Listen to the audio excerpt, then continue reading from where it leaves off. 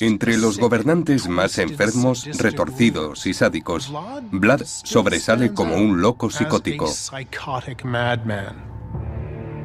Vlad Drácula es un enigma, una figura cuyos actos siguen siendo controvertidos hoy. ¿Un guerrero decidido o un loco? Yo diría que fue un hombre de su tiempo y que cometió aquellos actos para sobrevivir. Ahora nuestro equipo de expertos intentará descubrir un mundo perdido casi por completo. Apenas hay documentos escritos. En comparación con las grandes civilizaciones del mundo antiguo, la arqueología es muy escasa también. No sabemos lo que hay. Usando las pistas del terreno e imágenes animadas, los expertos reconstruirán los palacios, castillos y fortificaciones de Drácula. Volverán a verse como fueron en tiempos del infame empalador. La tecnología moderna nos permite comprender lo que ha quedado de aquella época mejor que en el pasado. Así podemos explorar el interior de los muros y sacar conclusiones sobre la construcción sin necesidad de remover una piedra. La ruta comienza en el lugar de nacimiento de Vlad, una pintoresca ciudad fortificada llamada Sigisoara en el corazón de Transilvania. Los investigadores comienzan obteniendo pistas en una de las casas más antiguas de Sigisoara. En esta casa nació en 1431 el príncipe Vlad, el empalador, Drácula. Pero mucho ha cambiado desde el siglo XV. Probablemente fue un edificio de una sola planta. Lo que tenemos detrás es un añadido del siglo XVII. No está como en la época de Vlad.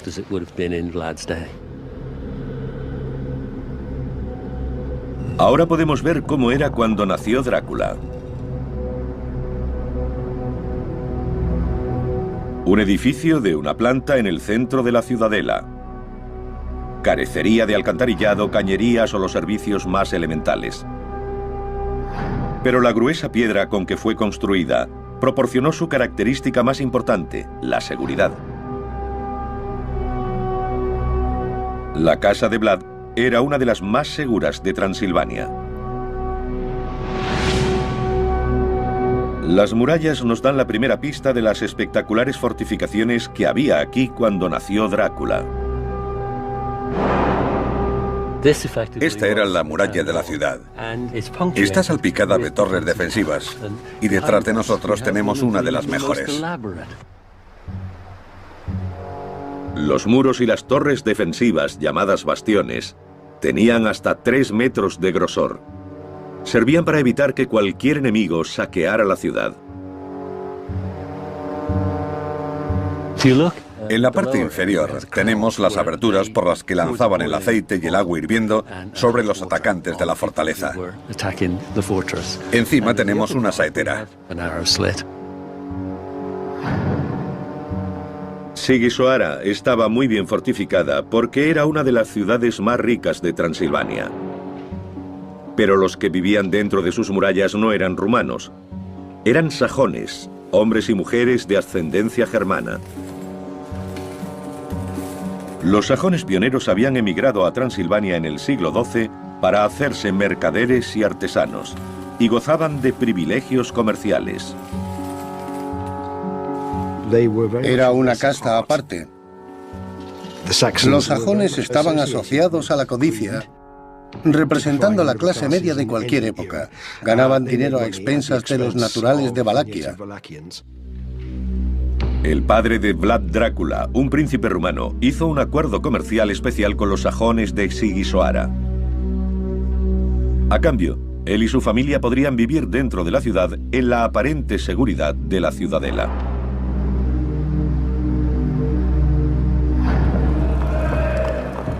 Pero en 1447 el padre de Drácula fue asesinado por un clan rival que tomó el trono de Valaquia, una provincia del sur de Rumanía. Vlad huyó al norte, pero juró regresar. Uno de los lugares donde residió fue el espectacular castillo de Bran. Hoy los turistas llegan al castillo pensando que fue el hogar del conde Drácula, el malvado retratado en la novela de Bram Stoker. El vampiro de ficción vivió aquí hasta que su corazón fue atravesado por una estaca. El lugar fue descrito como el hogar del maligno. El auténtico Drácula llegó aquí hacia 1450. Y bajo el esplendor gótico, los expertos descubren cómo fue el castillo en esa época. Modernizado por la realeza rumana a principios del siglo XX, su interior es muy diferente a cómo fue. Pero usando unos planos poco conocidos del castillo, los expertos reconstruyen cómo debió ser hace 500 años. The tower that you were telling me about, this is actually this one behind us. Exactly, the round tower. But the strategic use of this tower, this was the gunpowder tower. Yeah. The gunpowder tower, yeah. Yeah, yeah. So if we orientate this way, we have the tower behind us here. Yeah. And the original entrance to the castle was further over. Con los planos medievales del castillo y vanguardistas técnicas infográficas, es posible retroceder al siglo XV. No es un castillo gótico de cuento de hadas, sino la fortaleza más segura e imponente de la frontera transilvana. Fue un gran logro constructivo. El entorno no es muy propicio para el transporte por tierra, por lo que acarrear los materiales debió ser una ardua tarea, y una vez aquí habría que subirlos. Sin la tecnología con la que contamos hoy, tendrían que construir andamios de madera a medida que avanzaban. Se enfrentaron a un gran reto. Para Vlad Drácula, el castillo de Bran fue la plataforma ideal desde la que lanzar su asalto al poder. Estaba a punto de comenzar el reinado sangriento de Drácula. Para consolidar su dominio, se embarcaría en uno de los mayores programas de construcción de la historia de su país.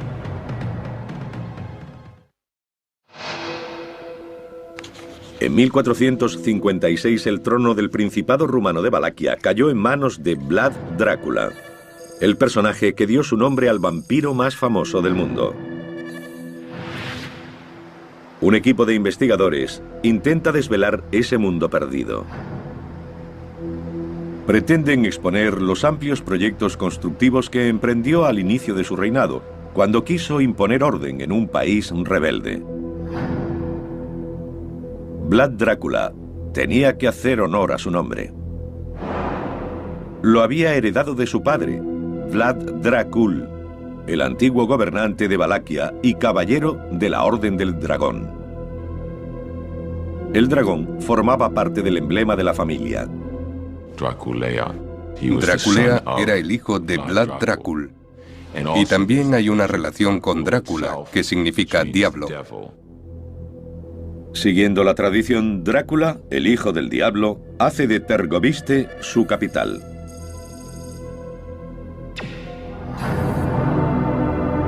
Es un lugar de legendario terror. Algunas de las mayores atrocidades de Drácula ocurrieron aquí. Pero cuando llegó, su vida era la que estaba en peligro inminente. No era la capital de su reino, era la capital de asesinatos políticos e intrigas. Esperaba ser asesinado. Temía ser envenenado. Todo lo que comía era probado primero por un fiel catador.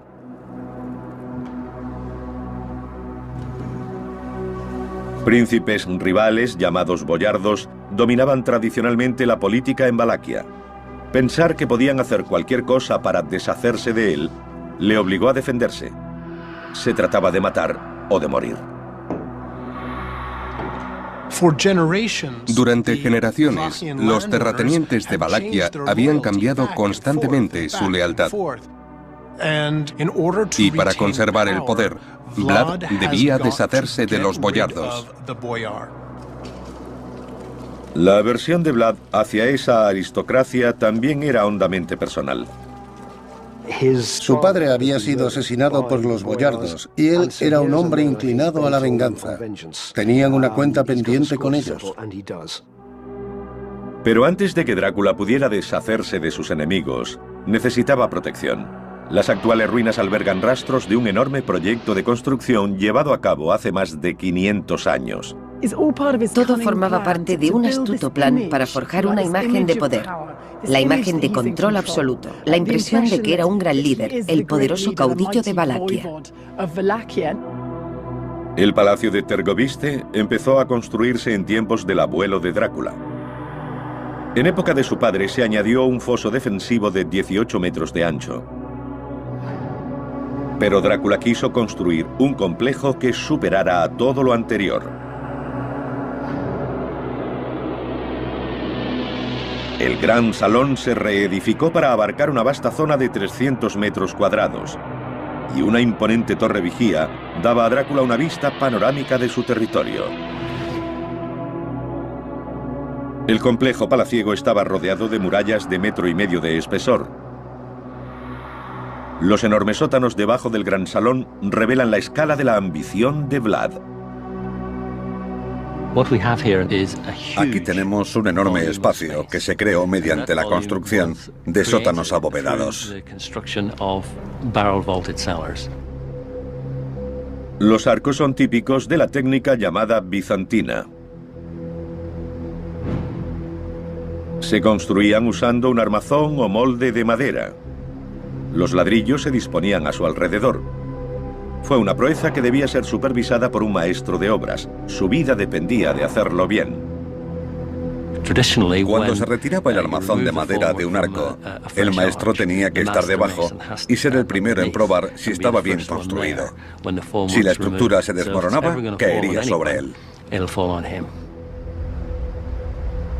Aunque quedan pocas pistas, algunos siguen creyendo que los sótanos albergaron no solo las provisiones de palacio, sino también algunos oscuros secretos, como las cámaras de tortura de Vlad. Restaurada en el siglo XIX, esta torre fue quizá la característica más sorprendente que Vlad Drácula añadió a Tergoviste. Con una base de piedras y plantas superiores de ladrillo, se alzaba más de 20 metros y proporcionaba una posición dominante. Una vez terminado, el palacio contaba con una serie de barreras defensivas. Como posición defensiva, fue una construcción bien dispuesta. Se podían ir defendiendo hacia atrás. Había una serie de obstáculos que superar. Una vez superado el primero, el enemigo se hallaba en el foso y era atacado desde arriba.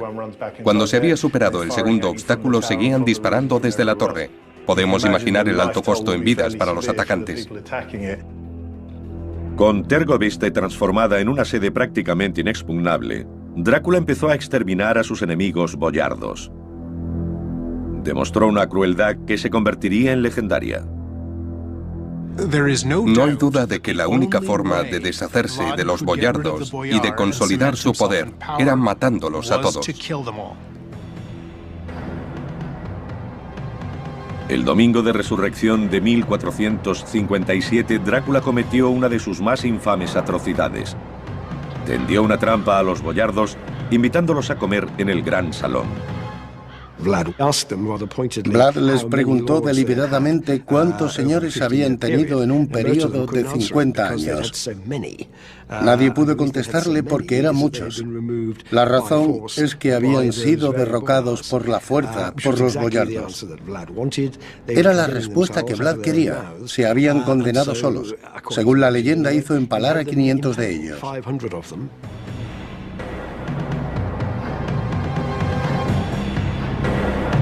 El empalamiento era un método de ejecución terrorífico. El modo más común consistía en poner al enemigo sobre la punta afilada de una estaca, atravesarlo por el ombligo o el corazón, levantarlo y dejarlo morir. Una muerte relativamente rápida. Eso era para los afortunados, porque si quería que sirvieran de ejemplo, usaba la punta roma. La engrasaban, le abrían las piernas y la insertaban por el recto. La estaca iría atravesando lentamente el cuerpo. Eso podía llevar un par de días de terrible agonía.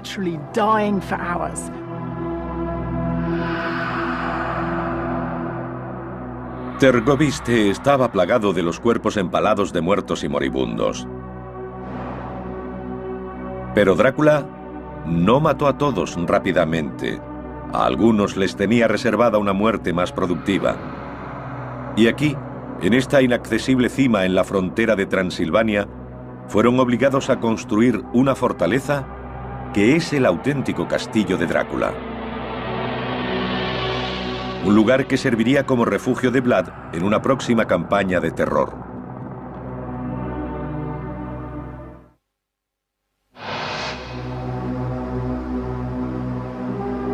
A 500 metros sobre el río Argés, en una abrupta montaña, yacen las ruinas de una antigua fortaleza llamada Castillo de Poenari.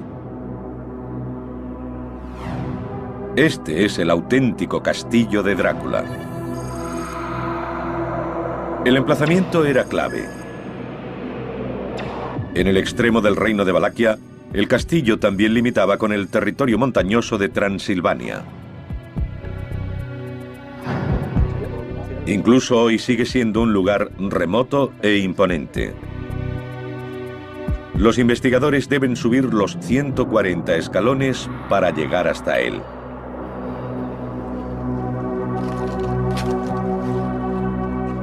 Dentro de estas ruinas hay importantes pistas arqueológicas que les ayudarán a devolver la vida al castillo.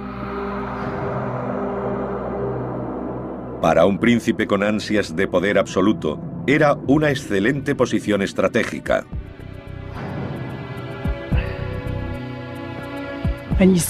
Hacia el sur vemos las tierras de Vlad, su Valaquia. Y a 75 kilómetros de esas montañas está Tergoviste, la capital. Pero de igual importancia, allí, al norte, está Transilvania, que incluía un par de fortalezas suyas.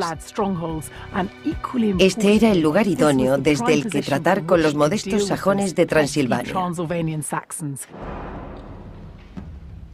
Transilvania es hogar de ricos comerciantes sajones cuyos contubernios amenazan el poder de Vlad Drácula.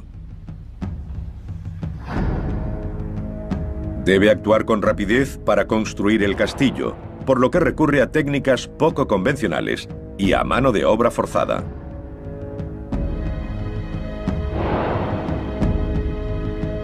La construcción comenzó alrededor de la torre vigía, que databa de la época de su abuelo. Pero Vlad concibió algo más grande. Una fortaleza que no solo ocupara la cima del Poenari, sino que la ampliara. Las pistas de su ejecución están presentes en los muros en ruinas que siguen rodeando el castillo. Le dan su extraño aspecto de 2 tonos, con ladrillo rojo encima de una base de piedra gris. Es una estructura poco habitual por la combinación de la piedra y el ladrillo. Esperaba verlo todo hecho de piedra. Quizá fue más fácil construirlo en ladrillo. Debió ser mucho más rápido. Aunque están en la estrecha cima de una montaña, estos muros tienen 3 metros de grosor.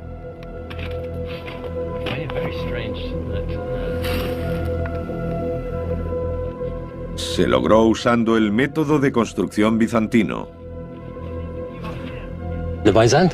El estilo bizantino consistía en construir 2 paredes de ladrillo y rellenar el espacio intermedio con piedras. La combinación del muro externo, el núcleo y el interno la convertían en una estructura muy sólida.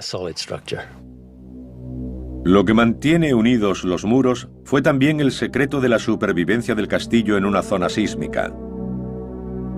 Usaron mortero de cal. Este es el aspecto que tiene la cal aplicada.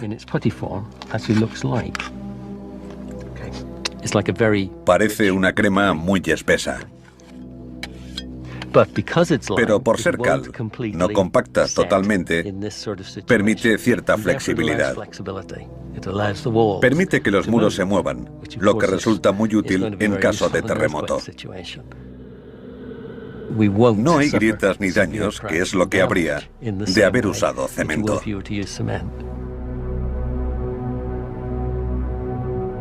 Aunque afectados por numerosos y violentos terremotos, aún se conservan muchos de los muros del castillo de Drácula. Fueron construidos con mano de obra forzada, nobles librados del empalamiento durante la matanza del Domingo de Resurrección en Tergoviste. Obligados a marchar hasta Poenari, iban a sufrir una agonía más lenta y prolongada. Las crónicas de Valaquia dicen que aquellos hombres y mujeres trabajaban muy duro hasta quedarse sin ropa. Estaban prácticamente desnudos. Pero el castillo no fue levantado solo por esclavos. Una ingeniosa característica demuestra que también intervinieron expertos maestros. Los tejados del castillo recogen el agua de lluvia en una cisterna. Está hecho de piedra, con lo que se llama barbilla. Consiste en cortar los ángulos de la piedra para que la siguiente encaje exactamente contra esta. Lo que demuestra que quien fuera la persona encargada de los aspectos técnicos de la obra conocía perfectamente el proceso de construcción en piedra. Supo lo que había que hacer para recoger agua de lluvia para un castillo de su tamaño y calidad.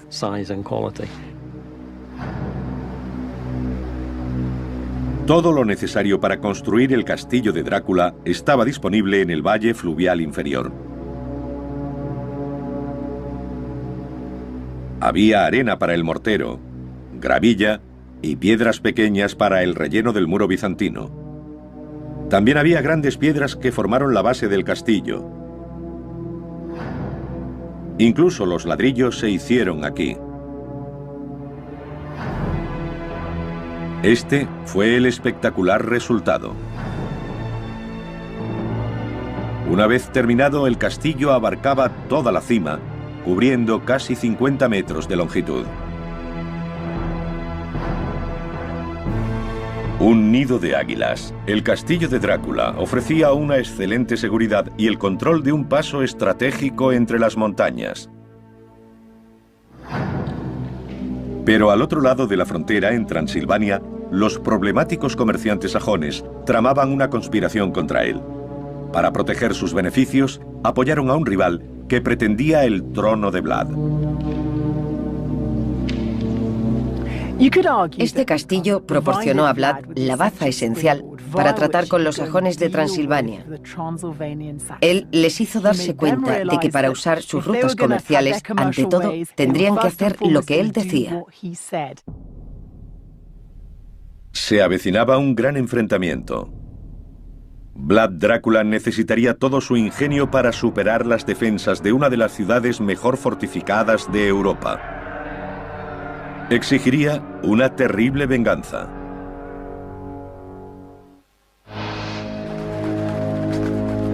Las crónicas germanas dicen que en 1459 el príncipe rumano Vlad Drácula se embarcó en una campaña de terror. Fue tan salvaje que nadie olvidaría nunca su nombre.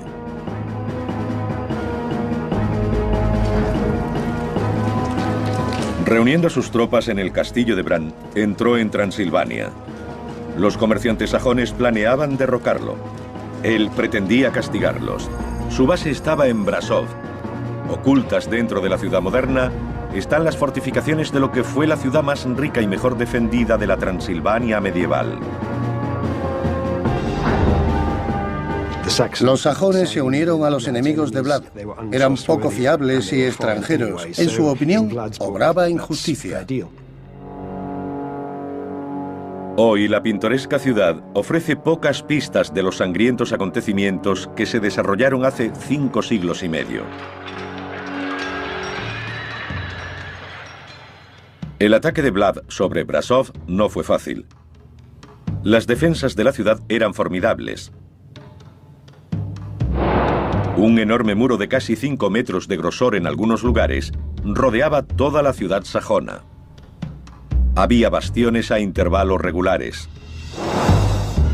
De este se encargaba el gremio de tejedores. Esta es una de las fortificaciones más importantes que ha sobrevivido, casi intacta. En cuanto a la arquitectura y la forma, es extremadamente importante para el entendimiento de los sistemas defensivos de principios del siglo XV. Se construyó una galería de madera de varios niveles contra el interior del muro. Aquí vemos un trabajo en roble de altísima calidad. Ahora todo está cubierto de nieve, pero debajo hay tejados de madera. Los muros externos disponen de aspilleras horizontales y saeteras. Más tarde serían usadas para cañones y mosquetes. Los sajones creían que estaban a salvo dentro de sus imponentes fortificaciones, pero subestimaron la astucia de Drácula. Vlad había crecido en una ciudad sajona. Conocía sus métodos de combate. Sabía que un asalto frontal estaba condenado al fracaso. Tomó Brasov por sorpresa, atacando de noche y saqueando los alrededores antes de que sus habitantes pudieran refugiarse tras sus murallas. Todos los apresados murieron empalados en las colinas circundantes. Según relatos sajones de la época, perecieron a millares. Las ejecuciones se hicieron en la colina de la Horca, que está detrás de esta montaña.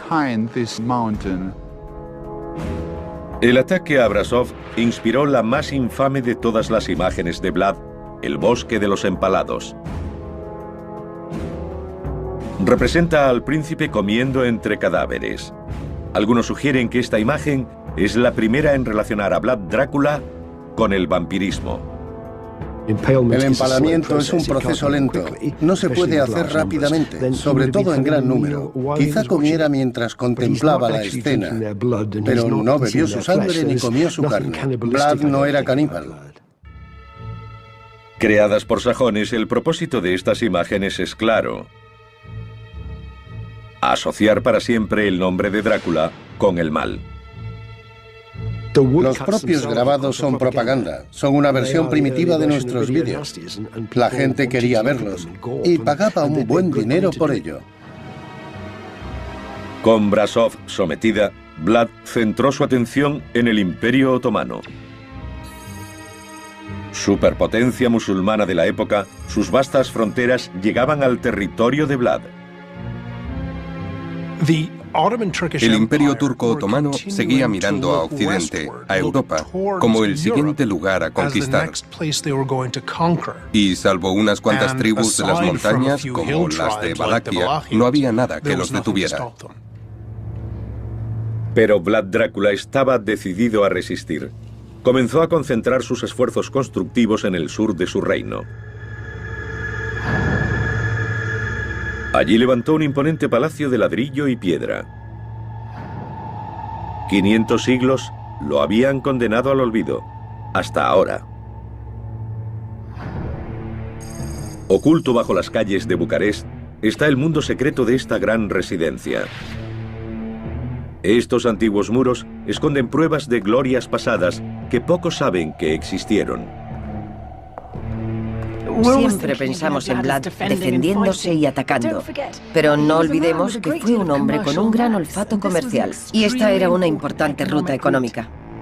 Vlad sabía que los turcos podían amenazar en cualquier momento estas rutas comerciales. Construyó el palacio rápidamente, con los mejores especialistas disponibles.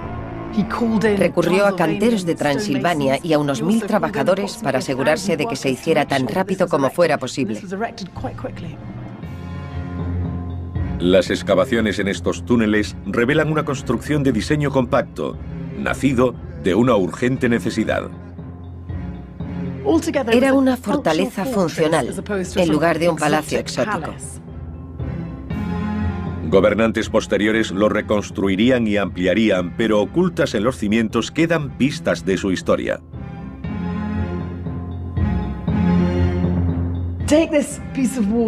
Veamos este trozo de muro. En medio tenemos ladrillos que datan de tiempos de Vlad. A ambos lados hay ladrillos que se han añadido en épocas posteriores. Es fascinante porque hay pruebas arqueológicas de los siglos XIV, XV, XVI, XVII, XVIII y XIX.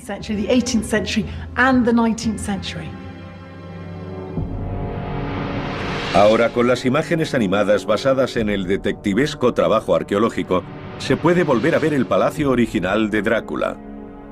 Fue una imponente fortaleza y habría servido como un baluarte esencial para la frontera meridional de Vlad. Drácula imponía su voluntad con mano de hierro sobre Valaquia, pero su mayor enemigo, el Imperio Otomano, esperaba en la frontera. El sanguinario tirano necesitaba transformarse en el heroico defensor de la Europa cristiana. Y se pondrían a prueba las fortificaciones que había construido.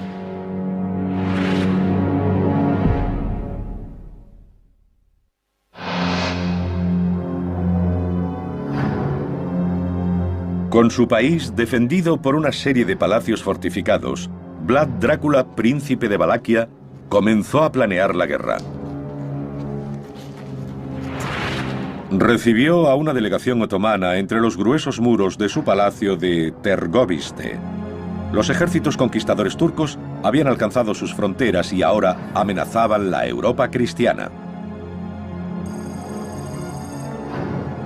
Según la leyenda, exigieron a Vlad pagar un tributo, pero él se negó, alegando que el enviado lo había insultado. No se quitaron los turbantes. Vlad les preguntó por qué se mostraban tan insultantes.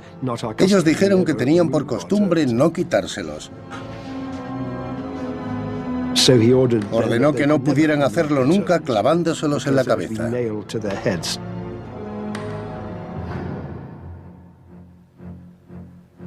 En el invierno de 1461, Drácula y los turcos estaban en guerra. Con inesperada rapidez y valentía, Drácula lideró a sus soldados en una brillante campaña en territorio enemigo. Todo el que se interpuso en su camino cayó ante su espada. Un noble como Vlad no podía quedarse atrás en combate. Tenía que ser físicamente valiente. De otra forma no era nadie. Vlad regresó a la seguridad de las fortificaciones de Tergoviste.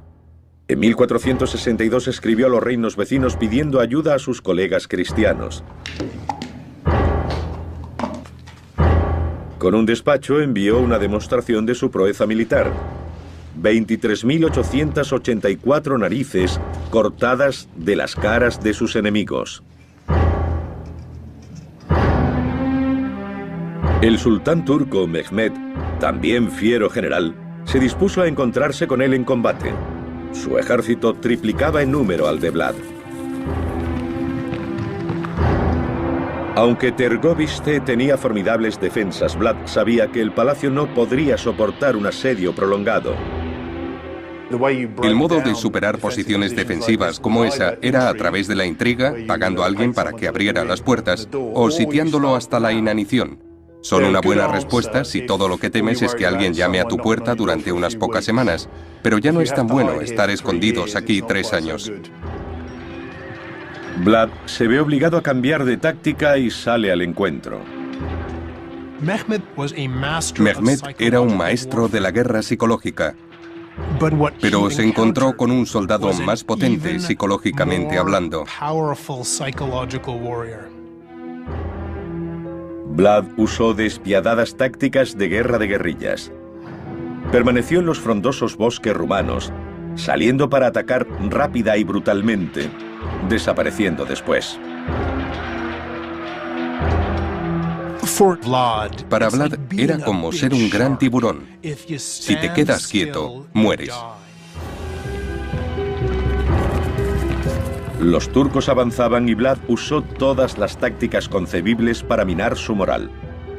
Atacó por la noche, envenenó sus pozos, quemó sus cosechas, incluso pagó a enfermos para infiltrarse en las filas turcas y contagiarles infecciones. La campaña de terror psicológico de Vlad llegó a su clímax ante las murallas de Trgoviste. Cuando abandonó su palacio, dejó atrás una visión que perseguiría al sultán el resto de su vida. Dio lugar al apodo turco de Vlad. Le llamaron Kasikli Bey, el señor empalador. Mehmed, que era un hombre terriblemente cruel, se dio la vuelta.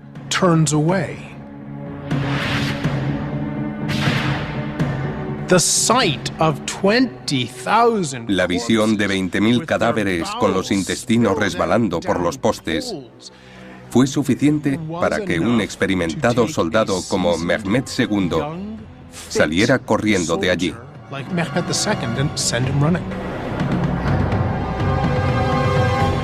El traumatizado sultán regresó a su país dejando que otros lucharan con Drácula. Le hicieron replegarse. Se vio obligado a retroceder a su santuario de Poenari, el castillo de Drácula. La posición y defensas del castillo imposibilitaban un ataque frontal. Pero la vida resultaba insoportable para los que estaban atrapados en su interior. Aterrorizada por la idea de ser torturada hasta la muerte por los turcos, la esposa de Drácula se arrojó desde las almenas. Su cuerpo cayó al río. Aún hoy es llamado el Río de la Princesa. Pero Vlad no se rindió. Pudo salir y vivir para seguir combatiendo. En el pueblo de Arefu, a pocos kilómetros del castillo, los expertos descubrieron una pieza de folclore relacionada con la audaz fuga de Drácula.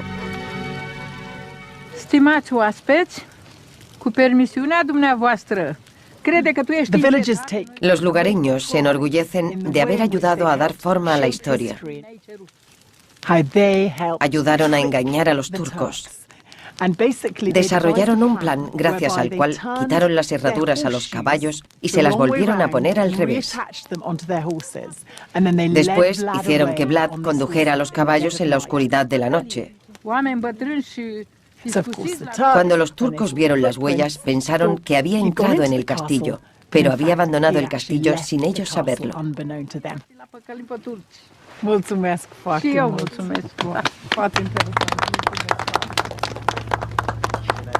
Drácula huyó a Transilvania, al exilio. 10 años después, regresó y reclamó su trono.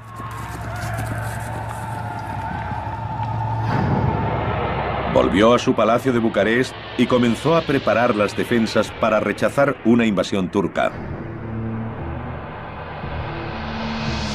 Pero su reinado terminó antes de empezar. La muerte de Vlad está rodeada de misterio. Es casi seguro que murió en combate, pero no sabemos si fue en el fragor de la batalla o si cayó asesinado. Personalmente, creo en el asesinato.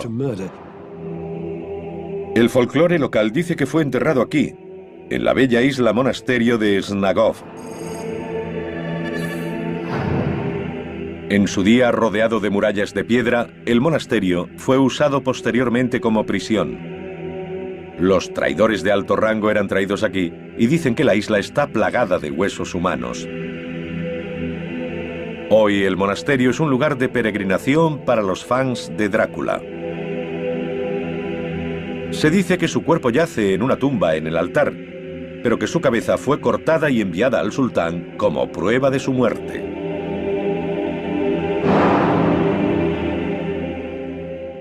La tradición y el deseo sitúan a Vlad en esta tumba del monasterio de Snagov, pero la tumba está vacía. No hay nada dentro. Excavaciones previas no encontraron pruebas de que el cuerpo de Vlad estuviera enterrado en Snagov.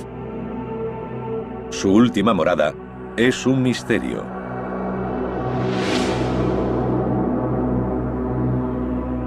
En Rumanía, hoy Vlad Drácula sigue siendo un héroe nacional a pesar de su brutalidad. Vlad es el héroe del caballo blanco. Los rumanos le ven así. Fue un luchador por la libertad, un nacionalista, el hombre del pueblo. Drácula fue el último gran constructor de una Valaquia independiente. Poco después de su muerte, los turcos tomaron el país. Quedó prohibido construir fortificaciones.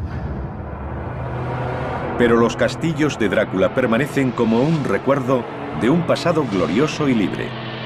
El Palacio Real de Târgoviște, que él rediseñó por completo. Los cimientos de Bucarest y su castillo. Y el inaccesible refugio de Poenari, el auténtico castillo de Drácula. Cada uno símbolo de la huella indeleble que Vlad Drácula dejó en su país. No solo en las ruinas de sus otrora grandes palacios, sino también en el recuerdo de sus gentes.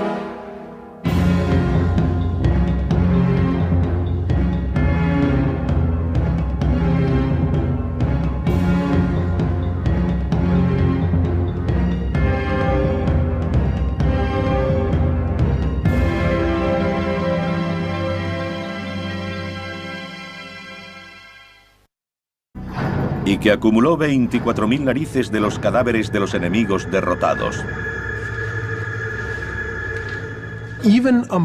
Entre los gobernantes más enfermos, retorcidos y sádicos, Vlad sobresale como un loco psicótico. Vlad Drácula es un enigma, una figura cuyos actos siguen siendo controvertidos hoy.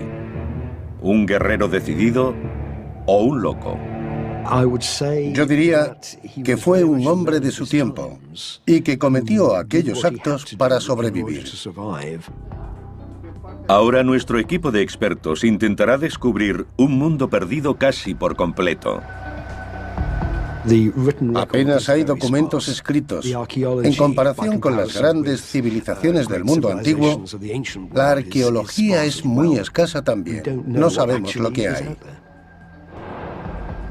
Usando las pistas del terreno e imágenes animadas, los expertos reconstruirán los palacios, castillos y fortificaciones de Drácula. Volverán a verse como fueron en tiempos del infame empalador. La tecnología moderna nos permite comprender lo que ha quedado de aquella época mejor que en el pasado. Así podemos explorar el interior de los muros y sacar conclusiones sobre la construcción sin necesidad de remover una piedra. La ruta comienza en el lugar de nacimiento de Vlad, una pintoresca ciudad fortificada llamada Sighisoara en el corazón de Transilvania. Los investigadores comienzan obteniendo pistas en una de las casas más antiguas de Sighisoara. En esta casa nació en 1431 el príncipe Vlad, el empalador, Drácula. Pero mucho ha cambiado desde el siglo XV. Probablemente fue un edificio de una sola planta. Lo que tenemos detrás es un añadido del siglo XVII. No está como en la época de Vlad.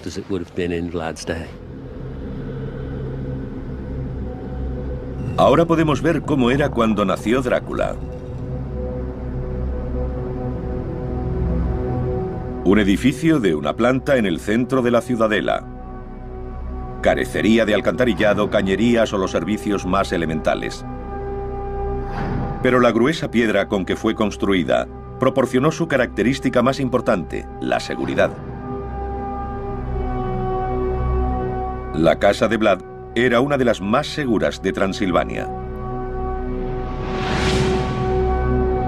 Las murallas nos dan la primera pista de las espectaculares fortificaciones que había aquí cuando nació Drácula.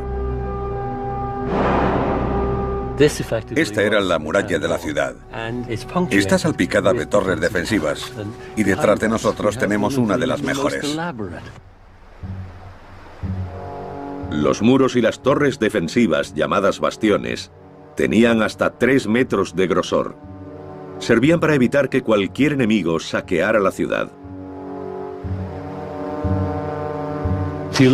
En la parte inferior tenemos las aberturas por las que lanzaban el aceite y el agua hirviendo sobre los atacantes de la fortaleza. Encima tenemos una saetera. Sigisoara estaba muy bien fortificada porque era una de las ciudades más ricas de Transilvania. Pero los que vivían dentro de sus murallas no eran rumanos. Eran sajones, hombres y mujeres de ascendencia germana. Los sajones pioneros habían emigrado a Transilvania en el siglo XII para hacerse mercaderes y artesanos, y gozaban de privilegios comerciales. Era una casta aparte. Los sajones estaban asociados a la codicia, representando la clase media de cualquier época. Ganaban dinero a expensas de los naturales de Valaquia. El padre de Vlad Drácula, un príncipe rumano, hizo un acuerdo comercial especial con los sajones de Sigisoara. A cambio, él y su familia podrían vivir dentro de la ciudad en la aparente seguridad de la ciudadela.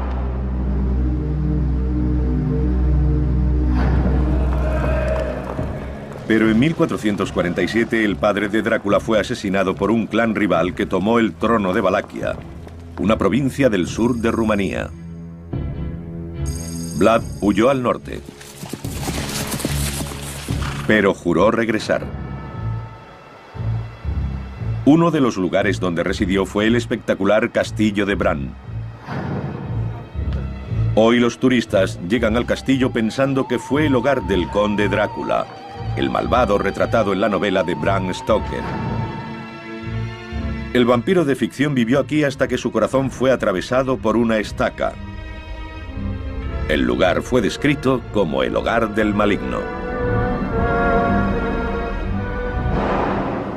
El auténtico Drácula llegó aquí hacia 1450. Y bajo el esplendor gótico, los expertos descubren cómo fue el castillo en esa época. Modernizado por la realeza rumana a principios del siglo XX, su interior es muy diferente a cómo fue.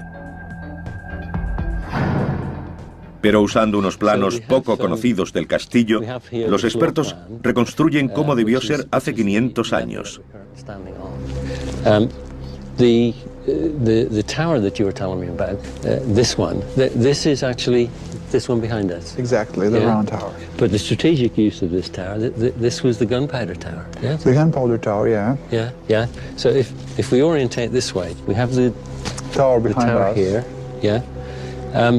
And the original entrance to the castle was further over. Con los planos medievales del castillo y vanguardistas técnicas infográficas, es posible retroceder al siglo XV.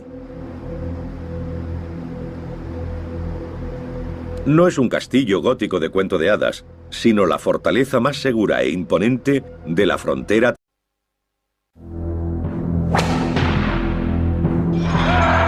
En un país dividido por una sangrienta guerra civil, un joven toma el poder. En su lengua nativa es llamado Drácula. No es el vampiro, el conde Drácula, sino una figura histórica, un príncipe rumano. Fue célebre en toda la cristiandad por sus hazañas contra los turcos. Drácula fue un caudillo conocido en toda Europa por su imponente valor y su aterradora crueldad.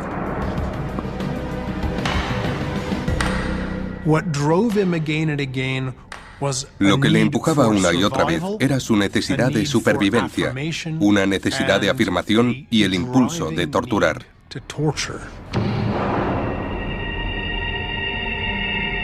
Conocido como el empalador por su método favorito de ejecución, Drácula entró en los libros de historia quemando, hirviendo, destripando y torturando.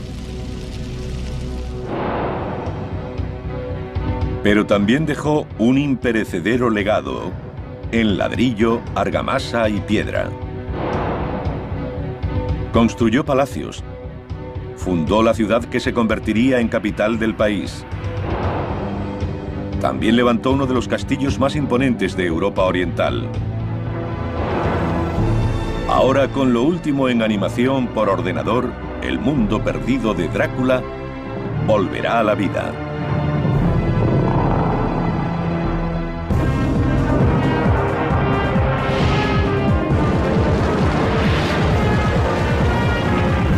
Mundos perdidos. El auténtico Drácula. Transilvania, una región en los confines de Europa. Dominada por grandes montañas, está envuelta en misterio y leyendas. La versión romántica del país, los castillos en ruinas, la leyenda del vampiro, nos la hemos tenido que inventar porque no sabemos suficiente sobre la realidad. Hoy Transilvania es una región de Rumanía.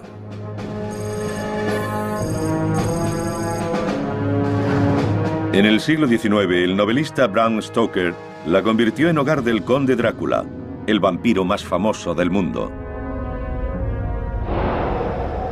Pero hasta los años 70, pocos lectores sospechaban que había tomado el nombre de un personaje real.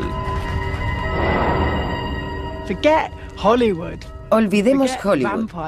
Olvidemos las historias de vampiros. Ese hombre existió de verdad. Y fue un hombre sanguinario, extremadamente cruel, pero un gran líder.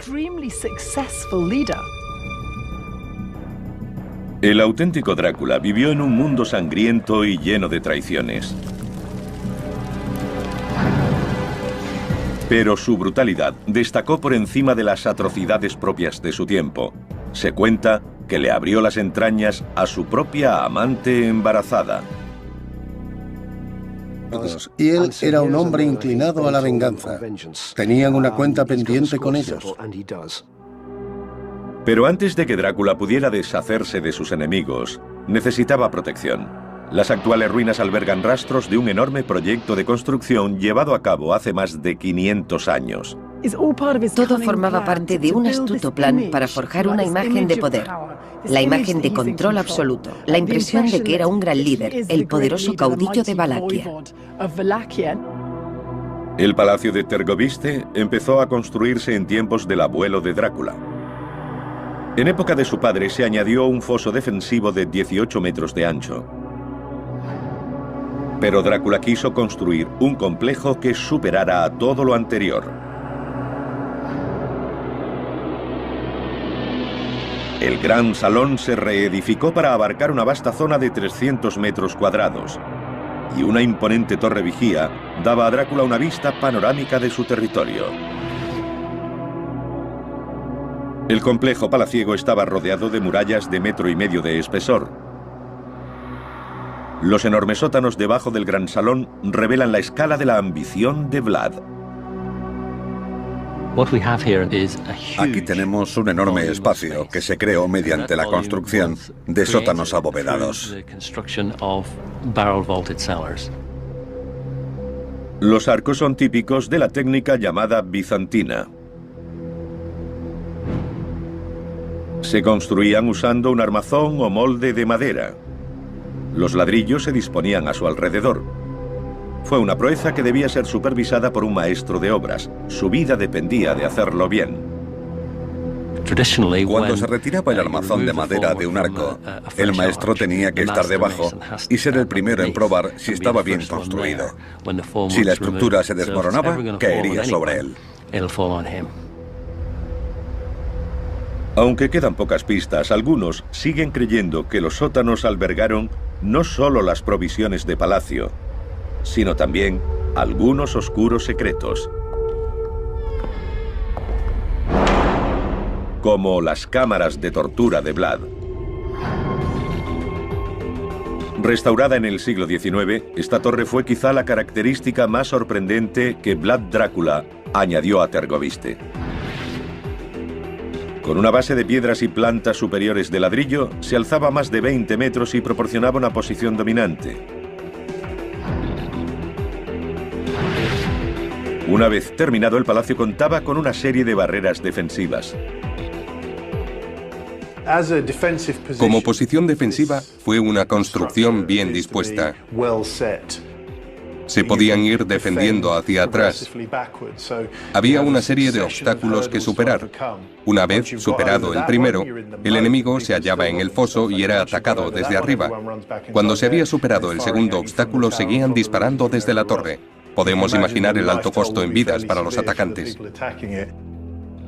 Con Tergoviste transformada en una sede prácticamente inexpugnable, Transilvana fue un gran logro constructivo. El entorno no es muy propicio para el transporte por tierra, por lo que acarrear los materiales debió ser una ardua tarea, y una vez aquí habría que subirlos. Sin la tecnología con la que contamos hoy, tendrían que construir andamios de madera a medida que avanzaban. Se enfrentaron a un gran reto. Para Vlad Drácula, el castillo de Bran fue la plataforma ideal desde la que lanzar su asalto al poder. Estaba a punto de comenzar el reinado sangriento de Drácula. Para consolidar su dominio, se embarcaría en uno de los mayores programas de construcción de la historia de su país.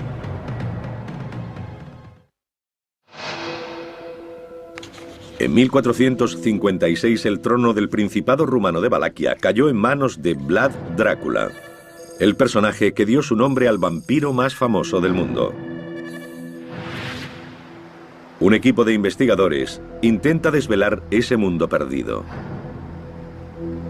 Pretenden exponer los amplios proyectos constructivos que emprendió al inicio de su reinado, cuando quiso imponer orden en un país rebelde. Vlad Drácula tenía que hacer honor a su nombre. Lo había heredado de su padre, Vlad Dracul, el antiguo gobernante de Valaquia y caballero de la Orden del Dragón. El dragón formaba parte del emblema de la familia. Draculea era el hijo de Vlad Dracul, y también hay una relación con Drácula, que significa diablo. Siguiendo la tradición, Drácula, el hijo del diablo, hace de Tergoviste su capital.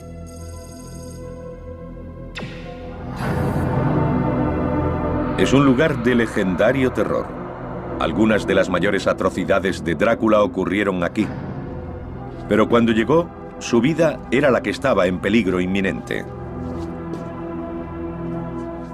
No era la capital de su reino, era la capital de asesinatos políticos e intrigas. Esperaba ser asesinado. Temía ser envenenado. Todo lo que comía era probado primero por un fiel catador.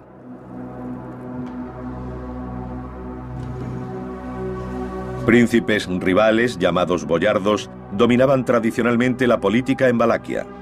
Pensar que podían hacer cualquier cosa para deshacerse de él le obligó a defenderse. Se trataba de matar o de morir. Durante generaciones, los terratenientes de Valaquia habían cambiado constantemente su lealtad. Y para conservar el poder, Vlad debía deshacerse de los boyardos. La aversión de Vlad hacia esa aristocracia también era hondamente personal. Su padre había sido asesinado por los boyardos.